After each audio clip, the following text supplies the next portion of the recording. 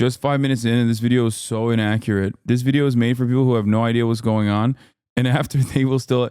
This is what I was thinking as well. All right, Look at this. let's get to Jonald Harris, okay? Mr. Jonald Harris did a video about Hezbollah, and I want to watch it because everyone wants me to watch it. I haven't watched it in a while. I haven't watched Jonald Harris in a while, so let's watch that. Some of you are going to be watching a 3-minute ad break at the top of the hour instead of this.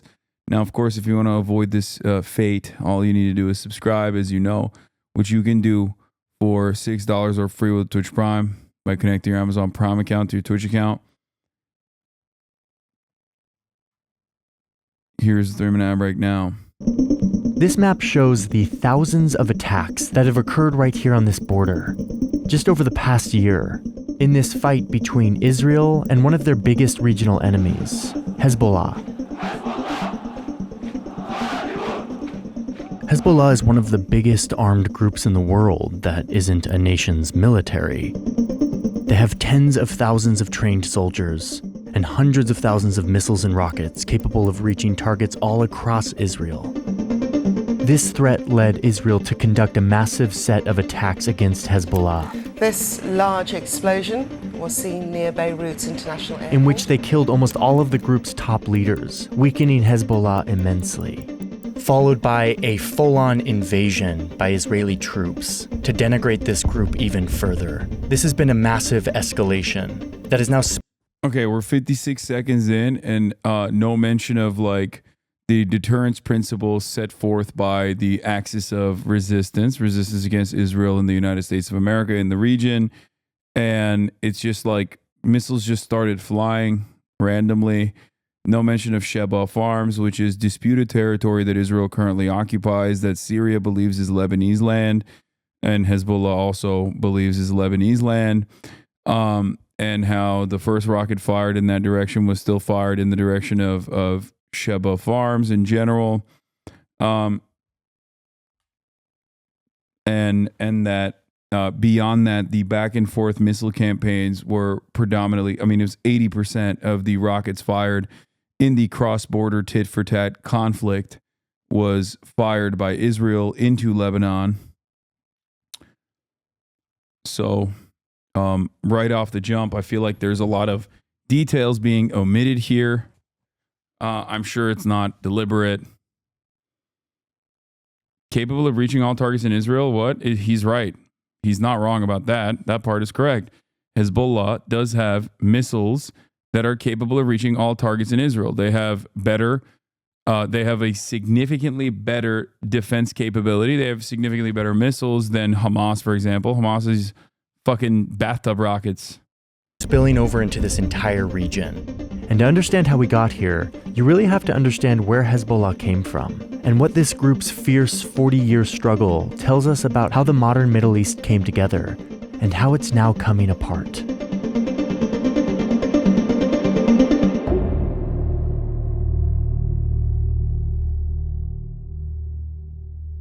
The geopolitics of the Middle East is complicated and sensitive, and there's a lot going on right now, which makes navigating the news pretty difficult, which is why I'm glad that the sponsor of today's video exists. Thank you, Ground News, for sponsoring today's video. Ground News is this new tool that I'm very excited about. What it does is it aggregates news stories from around the world, important and timely story of the rise of Hezbollah. The story of Hezbollah really starts when the vast Ottoman Empire broke apart in the early 1900s. Europeans came in and sliced all of this up, France taking all of this territory. But then they didn't... It was picked apart by other imperial powers with colonial interests in the region. Just saying. It was what they picked up as winnings. I mean, that's what happened. They drew a line here to carve out this little mountainous region, one that was populated mostly by Maronite Christians. But the border didn't include just Christians. The French made sure to include this area to the east and this area to the south, areas that contained large populations of Shia Muslims, who were now forced into this new country where they were made a minority to the Christians, along with a few other religious groups. We're going to focus a lot down here on this Shia heartland that would eventually become one of the most important regions in the whole Middle East.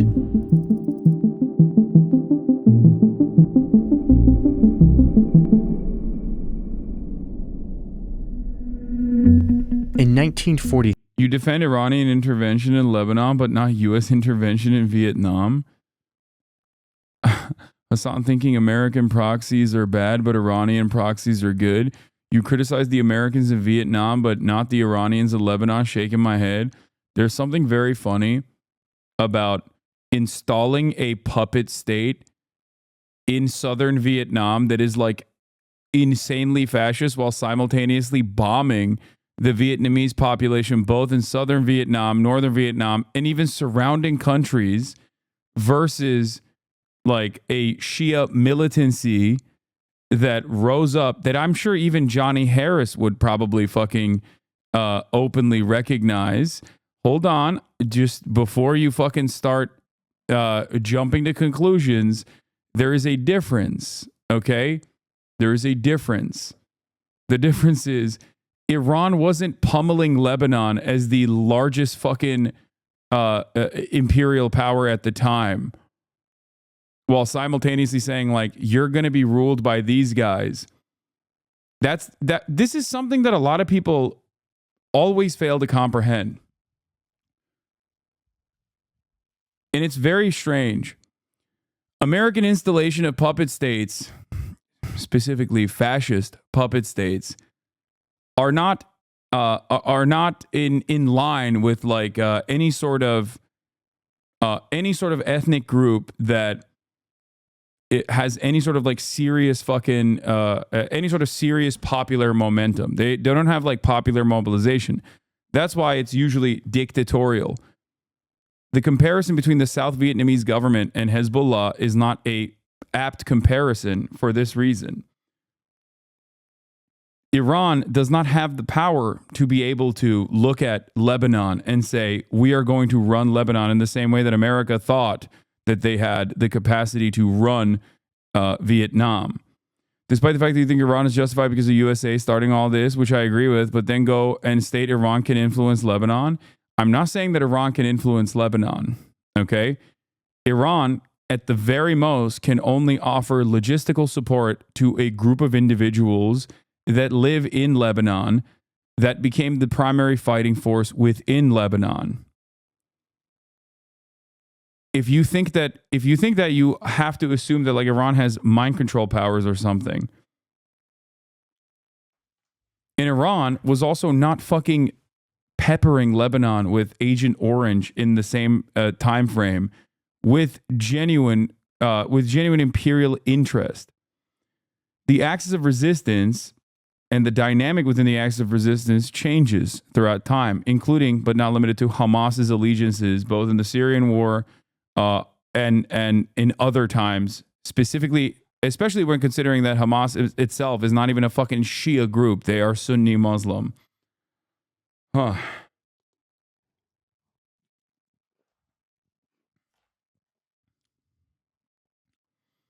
Even if Israel and USA were absent from the Middle East, Iran and Saudis would be at each other's throats. This part of the conversation is also not incorrect. I think that this is fair. The problem is you cannot ever imagine Israel and USA being absent from the Middle East, and that especially the Saudi reign without U.S. intervention would be non-existent. So I don't know why you're talking, or Saudi Arabia in the way that it exists currently would not be a thing without the United States of America nor Israel. It is incorrect. Yeah, exactly. See, it's incorrect. If the U.S. was absent from the Middle East, Saudis wouldn't exist. Saudis propped up by the U.S.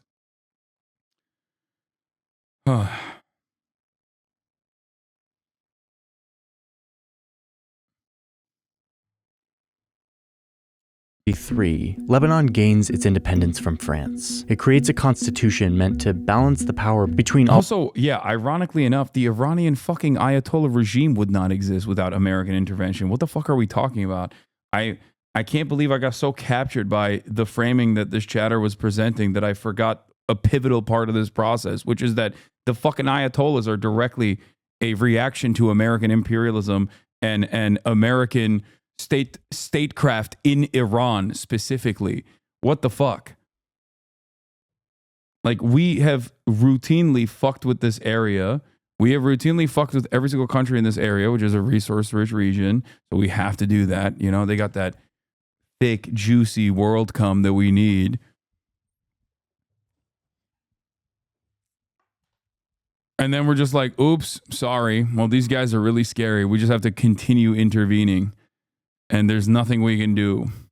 All of these religious groups. But that balance wouldn't last, mostly thanks to what started happening down here. Like, dude, the example with Norway is apt because Norway is a country that has nationalized its extraction industries in its entirety. And one thing that I've always found, albeit reductive, is a great comparison between Norway. If these countries were allowed to develop and maybe even find themselves within the sphere of influence of the USSR, do you think without American intervention, they would look the way that they do?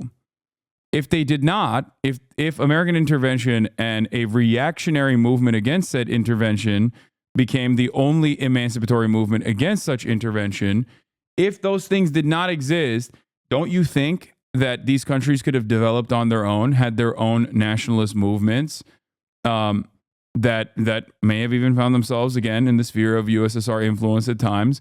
But ultimately, don't you think that that would be beneficial for the area, for these people to have some level of sovereignty rather than be like colonial cutouts of vassal states that play a role in American empire, in Western imperialism in general? Why can't that happen? Why could that never happen? Is it because we just seemingly think when we look at these countries that they're just barbaric? They have a barbaric bone in their brains and they just can't seem to deal with themselves. They can't have any autonomy. They can never have any sovereignty whatsoever because ultimately they're just animals that need to be dominated. Is that what it is? And the answer is, I think that is the underlying sentiment with Western empire. That is literally just repackaged colonial propaganda, that these guys cannot handle themselves. Okay? So we have to handle it for them. That's unironically what the problem is here.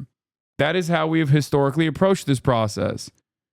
Israel's invention, its inception, its nation statehood relies on this attitude. We had to bring in a bunch of people from the West specifically that we know are our guys to a certain degree, that we can directly control and directly fucking have a say in, that want to create a Western version of society there that need to exist there in an incredibly fucking violent manner with mass displacement and complete domination of the local indigenous population so that we always have a foothold in the region.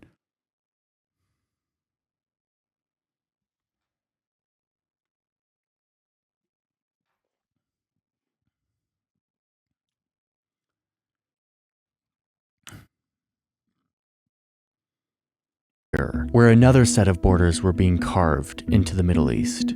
The British had controlled this, but in 1948 they left, and the UN helped draw these new lines, creating a new Israel and Palestinian state. Decades of war forced out millions of Palestinians, many of whom ended up here in Lebanon. These Palestinians are mostly Sunni Muslim. Right, but these are still bourgeoisie states based on exploitation. Somehow concluding that they would not consume each other is ridiculous. Okay, the Rupert Murdoch. The point is, it would be far more favorable to every single fucking person living in these countries that were, once again, not even designed on any sort of real national boundary that they wanted to set during this time, but instead colonial cutouts anyway, that they could have autonomy and sovereignty and be normal nation states that could develop and have, you know, money that they want to spend in whichever direction they want to spend it in. Like, the idea that some groups of people are simply fucking barbaric and would never be able to amount to any sort of serious governance, self-governance, is ridiculous. It is an antiquated and white supremacist idea that still dominates this region, or at least still dominates the way that we understand this region. If you don't think that European capitalist countries that are bourgeois states themselves are consistently dominating one another right now, then you can understand a similar cooperation could absolutely occur here as well. Unless you think there's something different within the mind of the Arab, okay?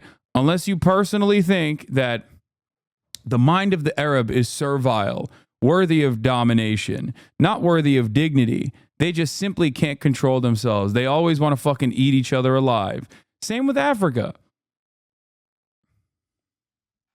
So this upsets the carefully laid power balance in Lebanon and further marginalizes the Shia Muslims who were fighting for their place in the country. Then in 1971, an armed militia made up of Palestinians called the Palestinian Liberation Organization moves to Lebanon, and they turn this whole region, which again was made up of mostly Shias, into their own little mini-state. You start to see that Lebanon is descending into division between the different militias and powers controlling parts of the country. And in the mid-70s, it all breaks down into a full-fledged civil war between a dizzying number of religious factions. It's a war that will pull in much of the Middle East. What happened that caused them to go there? Just they were just moving in? Why was there a Palestinian liberation movement at all?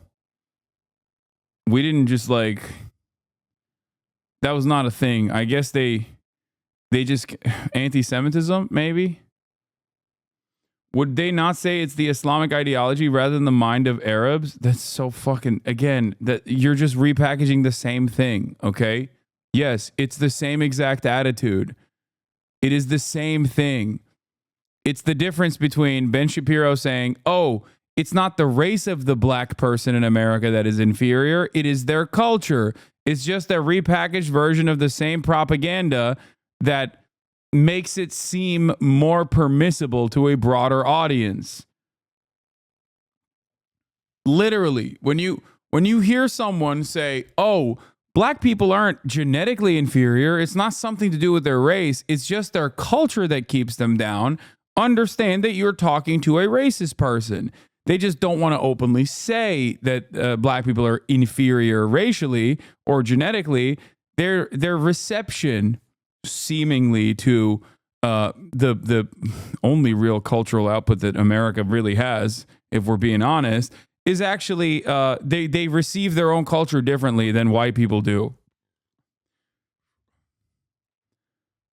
White people are still, of course, the largest consumers of black culture. That's another part of the equation here. Anyway. And it's a war whose most important region is down here, in this border zone between Israel and Lebanon, the place that will soon give rise to Hezbollah.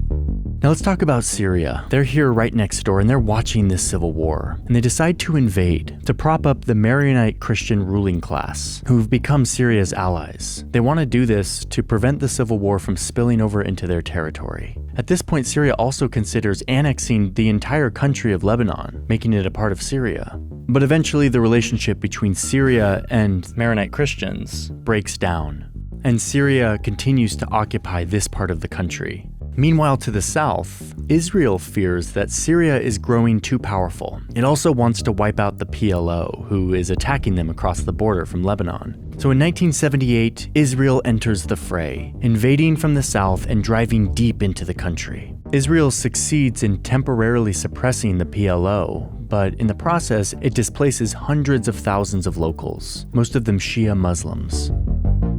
It's just sad how that accidentally happened. It's cool that Israel always has a good justification for it, you know?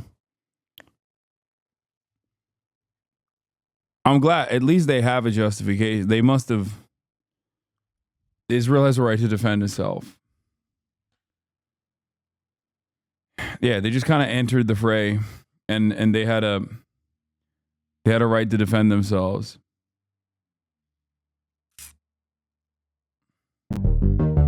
It eventually withdraws after a UN resolution. But then in 1982, after more PLO attacks, Israel invades again, this time pushing all the way to Beirut, fighting both the PLO and Syria. And this is where the conflict takes on a new dimension.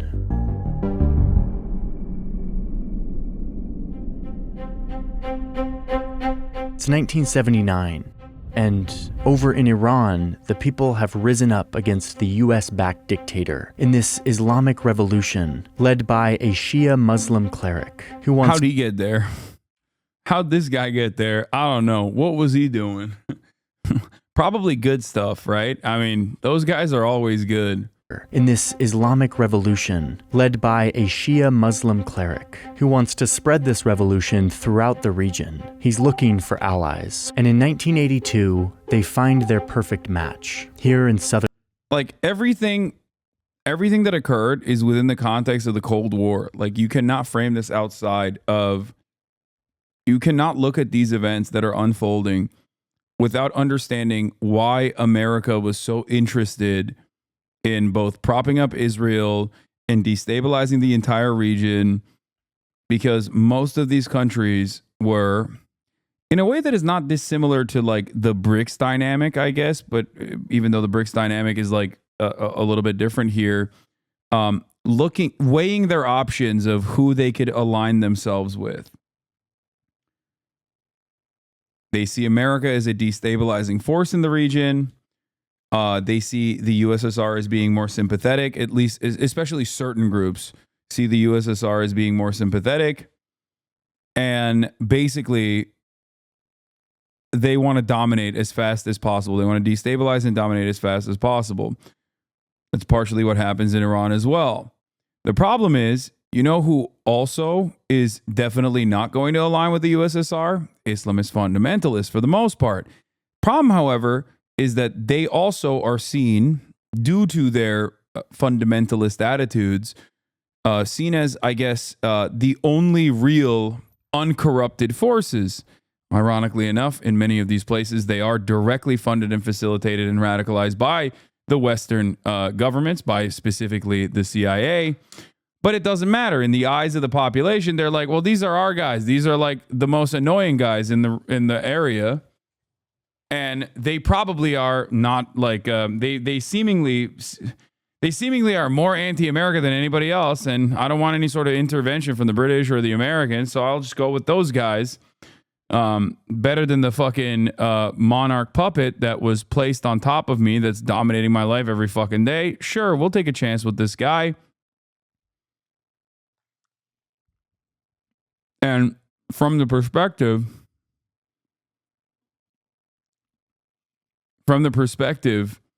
of the United States of America, but what exactly were the Soviet interests in Iran? The mullahs called America the greater Satan and the USSR as the lesser Satan? No, you're describing exactly what I'm saying. Islamist fundamentalists are, in the eyes of the American state, Islamist fundamentalists are less likely to align with the USSR's interests because the USSR is also spreading atheism within countries in its periphery. The USSR is also forcibly Russifying many of the regions that have a shit ton of Muslims inside of its own territorial boundaries. This presents a threat for a lot of the Islamist fundamentalists as well. This is part of the reason why in Afghanistan especially, you saw a bunch of Islamist militias propped up by the United States of America with the deliberate interest of bringing the USSR in to deal with a lot of the shit that the Afghan government was doing that was, aligned with the USSR at the time. But their goal was to specifically fund and offer logistical support and radicalize the Mujahideen movement so that Russia would go in to intervene. A gamble that actually panned out really well for them in the short term, which may have led to the demise of the USSR that spread itself too thin, but then kind of backfired dramatically on the United States of America when 9/11 happened, or I guess depending on whose perspective we're looking at, it paid out dividends later down the line for the American military industrial complex. So I'm not saying that I'm not saying that Islamists were USSR aligned at all. I'm simply stating that predating Islamist movements in these countries, which always existed but were nascent in comparison to like social democratic pan-Arabist pan-Arabic nationalist movements, or even, dare I say, socialist pan-Arabic nationalist movements, which presented a much graver threat to the United States' interests in the region. They played a little bit fast and loose with propping up Islamist groups that were never going to align with the USSR in their own calculation.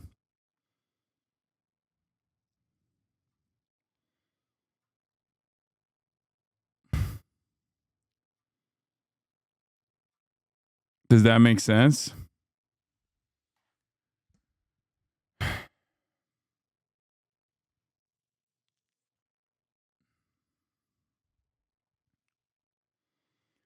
But that is a bit reductive. The USSR never gave the same degree of support to their guys like the US did in that area. Afghanistan is sort of an exception. But for example, when Egypt was attacked by Israel, the USSR did not react and even had a weapons embargo on it. Yes. Well, they also had significantly, they had limitations in comparison to America. But not only that, but also, I'm not talking about like the USSR's willingness of cooperation.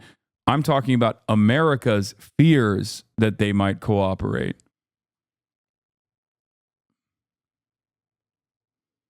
Does that make sense?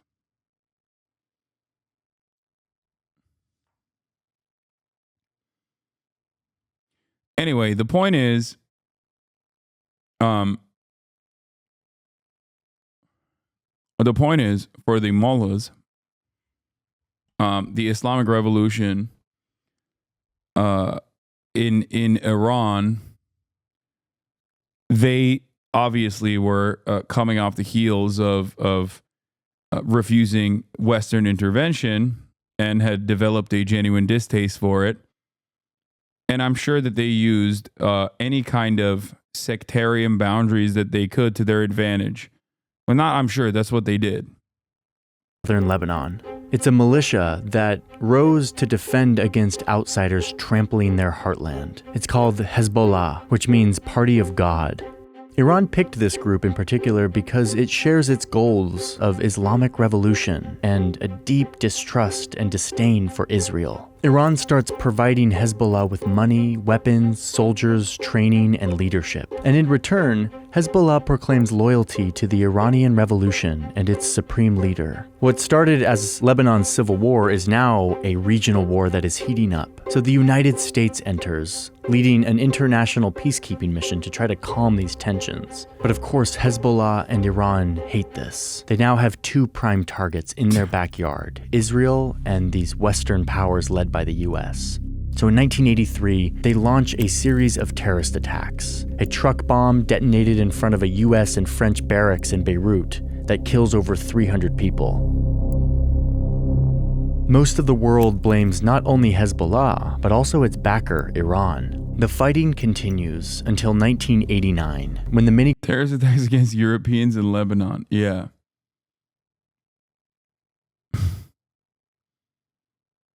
They called it peacekeeping. So obviously, yes. Any sort of action taken against, unless it's Israel blowing up peacekeepers, then it's okay. Then they have a right to defend themselves. Okay. Many groups fighting this civil war come to a peace agreement, one that bans all militias and requires them to give their weapons back to the government.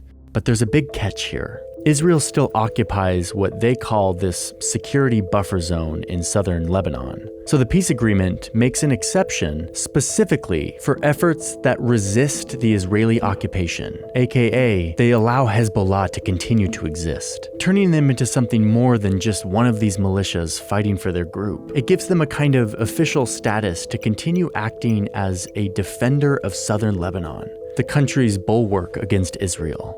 They also develop into more of a political party that gains seats in Lebanon's legislature, kind of serving as a parallel government, providing social services in the areas that it controls.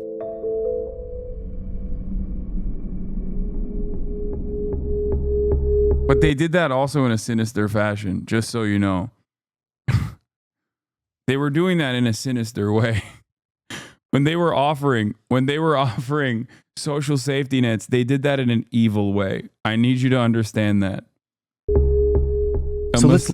A Islamic style social safety net. Look at Hezbollah in this moment, because they find themselves in the middle of shifting power games in the Middle East, balancing their mandate to defend their Shia heartland, which was their founding motivation, but also trying to gain further influence in the region, while also appeasing the demands of their major supporter, Iran.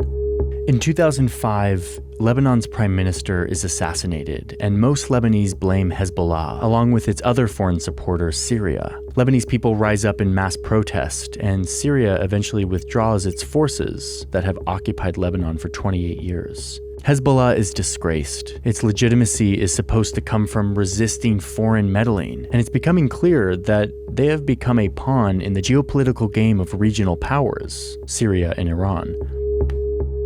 I don't understand why a lot of this I don't understand why a lot of this conversation like always makes any kind of like indigenous group or any kind of fucking like sect that exists in the region, it denies them agency in its entirety. Like it makes it seem like these the Shia dudes that were there were just like, but we love our neighbors. Like we don't want to fight. We don't want to fight Israel. Don't make us fight Israel, please. And then Iran's like, no, you have to fight them. And they're like, no, like, I hate that, but like I just gotta do that. Obviously, no such extension is given to no such analysis exists for like phalangist militias or even Israel for that matter, in terms of like them having agency and autonomy.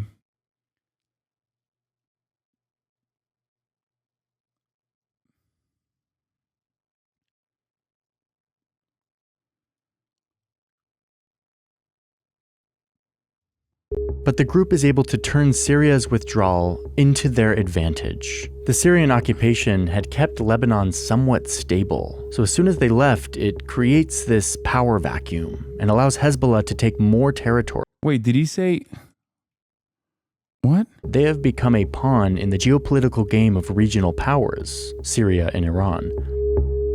But the group is able to turn Syria's withdrawal into their advantage. The Syrian occupation had kept Lebanon somewhat. Is it just me, or is it absurd to just say they killed 300 people and not mention that they're U.S. Marines? Am I mistaken, or is even CIA Harris usually a bit more fair and accurate than this? No, I think that when he wrote, a video, like he made a YouTube short about the Israeli settler ambitions of occupying South Lebanon, which is real. He was yelled at, and then he literally deleted the video and apologized for it. And this is in that same vein.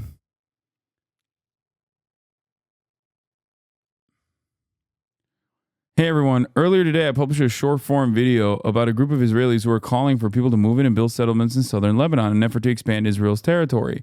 I likened it onto the settler movement that had led to illegal settling of Israelis in the West Bank after 1967. I'm realizing now that I was wrong to equate the two. This is a different situation. While some Israelis do want to expand Israel's territory by attempting to settle southern Lebanon, this is a fringe group that, under the current status quo, has no feasible chance of expanding Israel's occupation and changing Israel's borders. This may change as the conflict escalates, but for now, the comparison was an inaccurate characterization.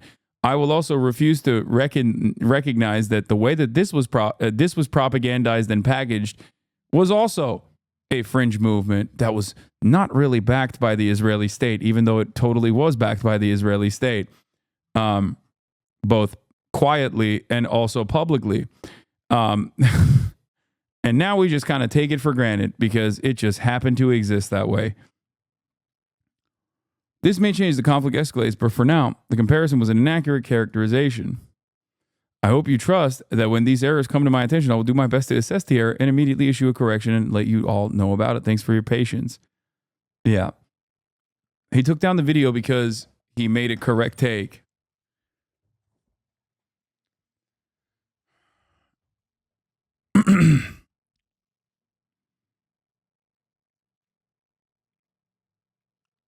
Just saying.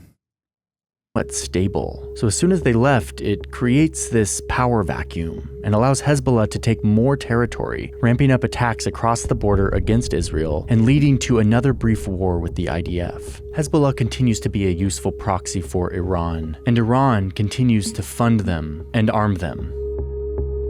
And by 2011, Iran and Syria pull Hezbollah into another unpopular conflict. They were just kind of doing that for fun.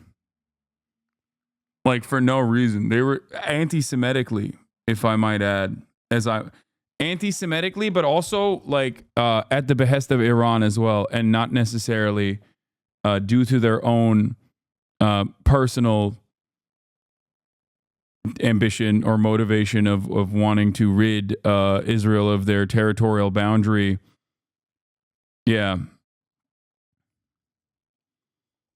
2006 war? Yeah. The PLO just kind of disappeared from the story. Strange. Yeah. It's just weird because, like, if you were to look at this entire story, there's almost always this uniting principle, which is that people don't want to get fucking blown up by a Western-backed state that routinely also, in their own way, collaborates with some of the most rabid freaks in the region that end up doing unimaginable war crimes.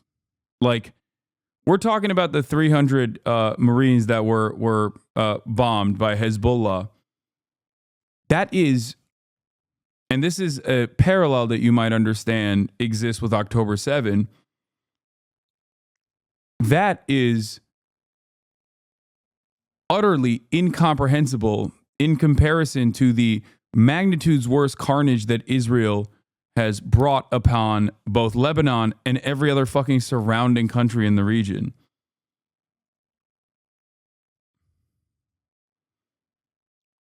What's interesting, especially when you skip the 2006 invasion that he just considered a brief war, is that all of these instances of Israeli incursion, which aren't simply just like a tit-for-tat military operation, targeted, precise, but almost identical to the death and destruction that you see in Gaza right now, as Israel's military doctrine for the way that it conducts itself in these quote-unquote wars is the Dahiyya doctrine, is complete destruction of all matter of civilian infrastructure.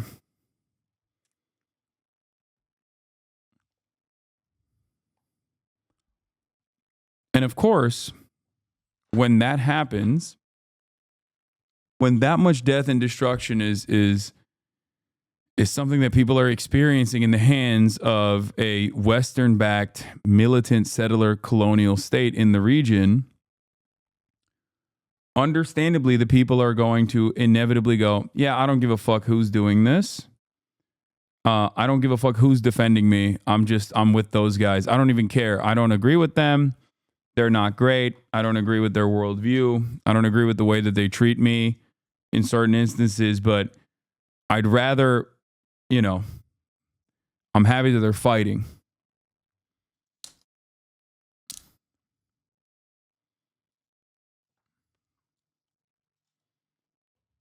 Syria's civil war. But this hurts Hezbollah's reputation because now they're fighting on behalf of Syria's brutal Iran-backed regime. These once liberators have turned into foot soldiers of oppression, doing the bidding of outsiders. But its last source of legitimacy continues to be its resistance to Israel, something that Lebanon's own government is too weak to do. This remains their source of legitimacy today. So on October 7th, 2023, when Hamas... Why is the Lebanese government weak to defend its own territorial sovereignty, I wonder? I mean, they have a security partnership with the United States of America. Also odd that they just don't have anti-aircraft missile systems. I just don't know how a country can have any sort of territorial sovereignty in a region where they are so closely surrounded by other countries, well, some of which used to have aircrafts that they could use, and others that could at least lob missiles. Why is it that they don't have any sort of anti-aircraft missile systems? Why is it that they don't have, despite the security cooperation and partnership that they have with the American government, why don't they have some of the latest and greatest technology that is afforded to America's allies in the region? Jordan doesn't either. I wonder why. No, Jordan does have anti-aircraft missile systems. They do. They use it to defend Israel. They actually do have them. Lebanon doesn't. I just don't know why. Yeah, Jordan has a fleet.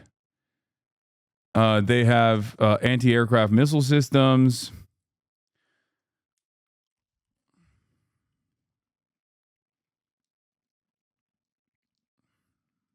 Lebanon doesn't. And Israel descended into this most recent war, Hezbollah jumped in, launching more attacks against Lebanon's southern border. This is meant to support Hamas in the Gaza Strip and to threaten Israel with a war on two fronts. At first, it seemed to be working. Tens of thousands of Israelis have had to evacuate the towns and villages in northern Israel. So Israel... I mean, I've answered this question before, but I will answer it again. Lebanon can't have anti-aircraft missile systems because you wouldn't want American anti-aircraft weaponry blowing up Israeli fighter jets that are also American. That would be weird, don't you think? It would be weird to give this country that we have security cooperation with any kind of defense capabilities that would then inevitably blow up Israeli fighter jets that are on their way to bomb Beirut.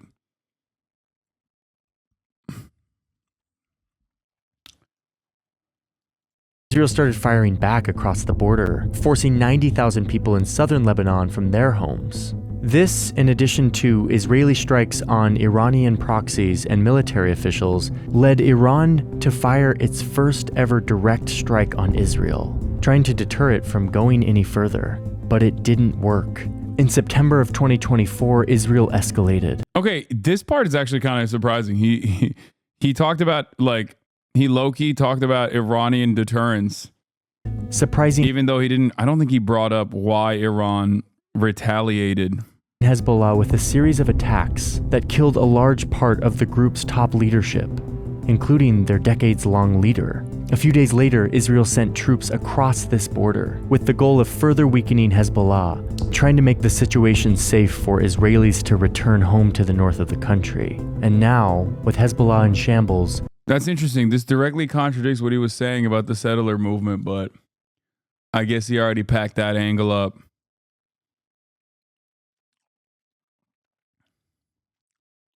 Huh.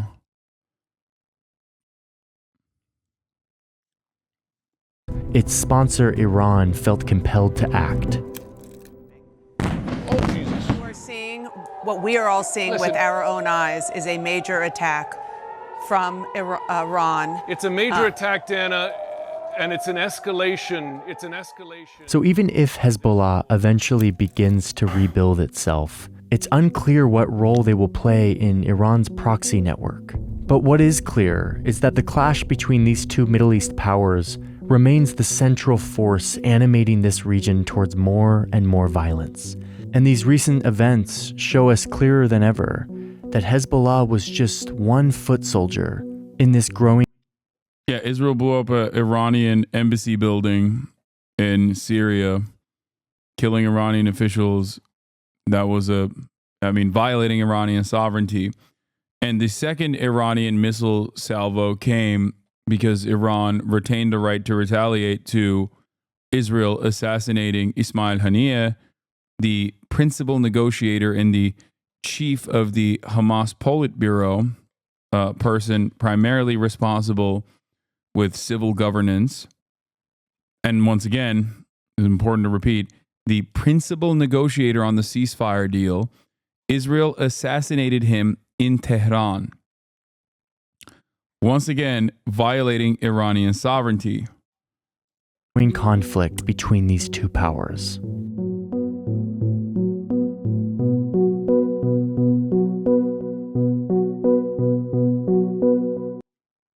I mean, this was unimaginably reductive.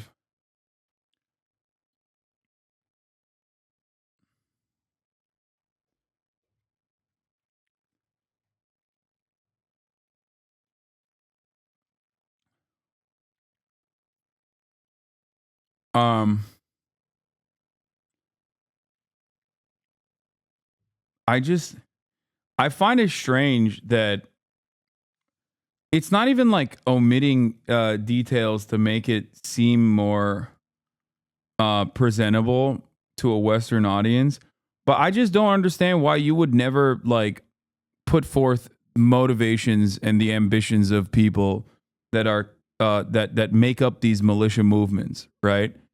Like that's just like you don't have to agree with it. You don't have to agree with them. You could do the Benny Morris thing and be like, yeah, you know, you can pull up Benny Morris and be like, yeah, the Nakba happened, but it was good. You know what I mean? You could technically look at the motivations and describe them, even if you don't agree with those motivations. The problem is Americans like to see themselves as like the heroes in every story. And they like to see themselves on the side of the heroes, on the side of the rebel groups, right? And I think one of the problems is that... Did you skip the 2006 war? I often rely on them to gain a better understanding of global events. However, as a Lebanese with deep insight into this particular situation, I found your video to be somewhat misleading. It skips over key events and seems to take sides at certain points. I'd be willing to provide a detailed breakdown, pinpoint specific timestamps where the content could be more accurate, but I'm hesitant to invest the effort if it's just going to be overlooked. If you're truly committed to presenting objective, truthful information, misleading to the point where it's almost propaganda.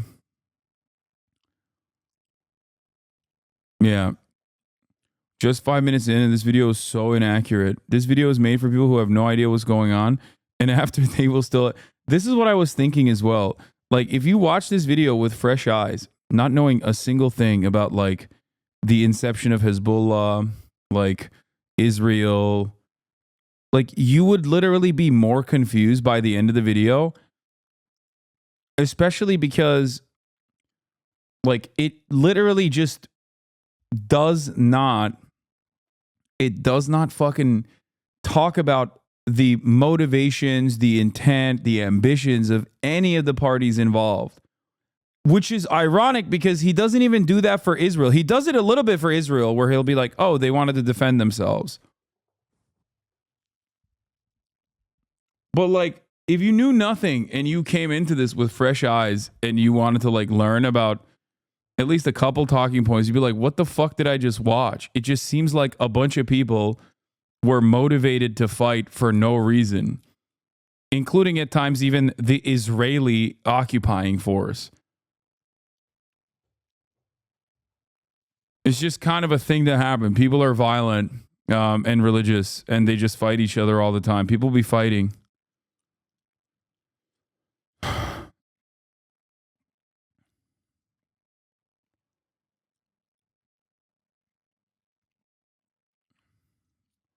Doesn't every force enact foreign policy on their material interests like both Israel and Hezbollah should be rational actors even if they aren't nice? Yes, that is precisely the point. That is what I'm saying. Like, in a weird way, he didn't even do that thing. He didn't even do the thing where they're like, oh, their motivation is that they're fucking bloodthirsty and anti-Semitic. Like, he didn't even point the intent in the Lebanese direction or Hezbollah's direction as like some vague generalized anti-Semitic perspective.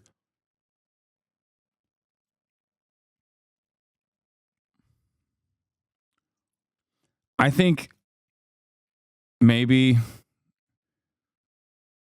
he was just feeling like he hasn't done a lot of videos in a while or something. I don't know.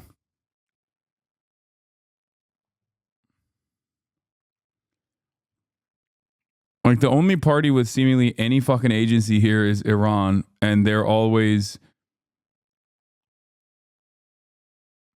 You started the video from the Ottoman Empire, conveniently omitted settler colonial tactics of Israel, and jumped directly to PLO. Convenient, bro, convenient. The phrasing used on this video is highly misleading. It reads more like propaganda than something genuinely intended to inform or educate. Here's a list of Israeli atrocities committed in this time period that this guy skipped. Sabra and Shatila massacre in 1982. Israeli forces allowed a Lebanese Christian militia, the Phalange, to enter the Sabra and Shatila refugee camps in Beirut. Over 2 days, they massacred between 700 and 3,500 Palestinian civilians. Yeah. They also blocked the civilians from escaping so that the Phalange's militias could fucking slaughter them. Operation Grapes of Wrath, 1996. Israel launched a large-scale military operation against Hezbollah in southern Lebanon. During the campaign, Israeli artillery shelled a UN compound in Qana where hundreds of Lebanese civilians had taken refuge. 2006, Lebanon War. In response to Hezbollah capturing 2 Israeli soldiers, Israel launched a massive military campaign in Lebanon. The war resulted in 1,100 Lebanese deaths, mostly civilians. Like, if you don't mention any of this stuff, you can't understand how the fuck, Hezbollah rose to prominence. Gained any sort of like unlikely allegiances from the rest of Lebanese society, which is understandably primed to fucking despise them.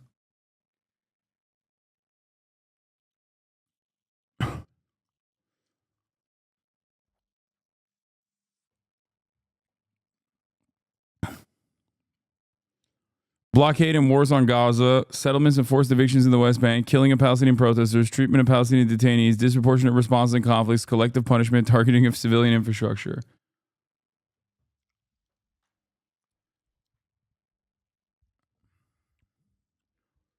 Like what is the PLO?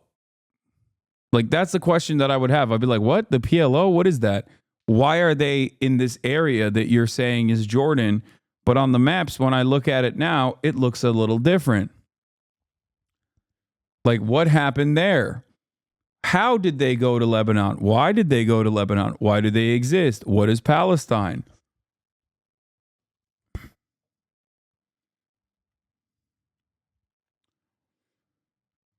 The PLO didn't simply move to Lebanon. It was expelled from Jordan during the events of Black September because the organization attempted a coup against the king, as it also considered Jordan part of the future state of Palestine. You explain where they attacked, but never explain why they attacked. Telling the history of the region without speaking one bad word about what Israel did all these years is truly something shameful to do. This video makes me wonder what other videos you made that have been inaccurate. Congratulations, you've just lost a subscriber. Can't see any shallower description of reality. Even his maps are bullshit and contain an agenda. This doesn't even begin to tell the full story.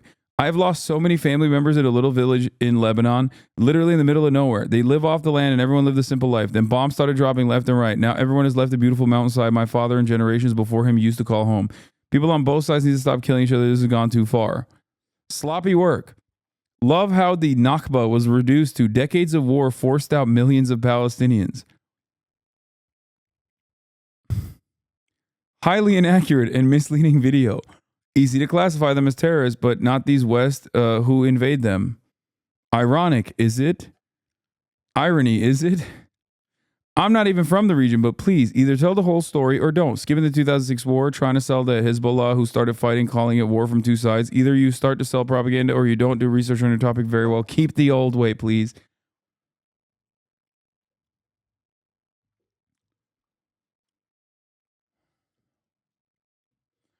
9/11 really fucked enough people up to believe that the part of the world is just filled with pissed off Arabs. It makes doing propaganda so easy because people fill in their own blanks based on what they know.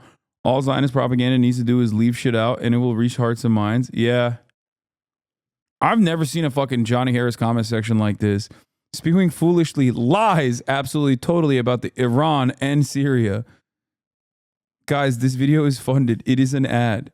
Brought to you by AIPAC. And Johnny, Israel escalated. Johnny, 5 seconds later, Hezbollah forced to respond. Dude, come on, no one catches the biases in editing or you want to be biased intentionally. Damn, this guy is actually saying this video wasn't pro-Israel enough. He managed to piss off everybody, dude. We found one. we found even a guy who's like, dude, what the fuck? I don't like the way you presented Israel in this. Yeah, Johnny Hare is much like Israel on a 7-front war.